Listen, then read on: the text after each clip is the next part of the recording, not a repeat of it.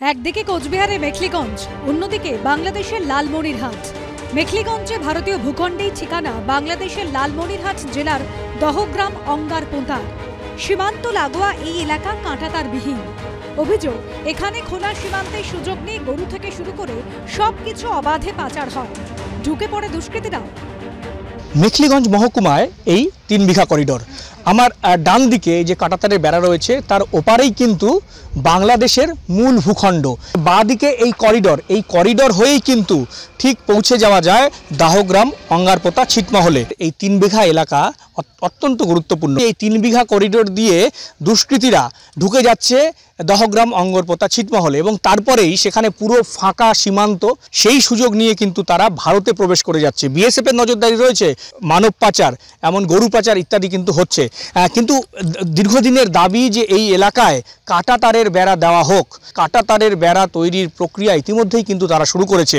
এই কাঁটাতার তৈরি হয়ে গেলে অনেকটাই কিন্তু নিরাপত্তা সুনিশ্চিত করা যাবে। দ্রুত এই এলাকায় কাঁটাতারের বেড়া তৈরির দাবি জানিয়েছেন গ্রামবাসীরা। রাত্রে 10টা বাজলে এই যে গরু যাওয়া আসা শুরু হয়ে যায়, অনেক সময় আবার লোক পাচার হয়ে যায়।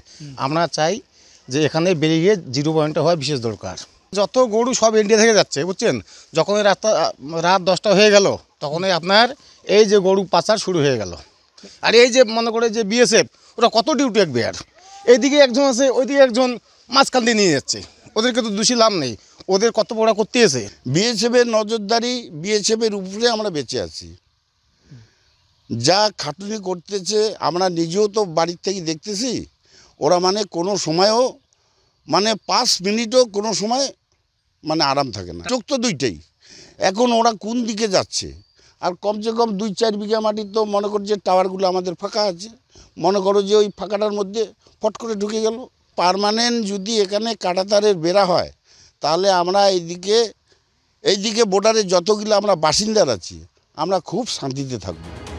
গত শুক্রবার বিএসএফ জওয়ানদের সঙ্গে নিয়ে গ্রামবাসীরা নিজেরাই অস্থায়ীভাবে কাঁটাতার লাগানো শুরু করে। তখনই কাজ বন্ধ করতে বলে হুম্বিতম্বি শুরু করে বিজিবি।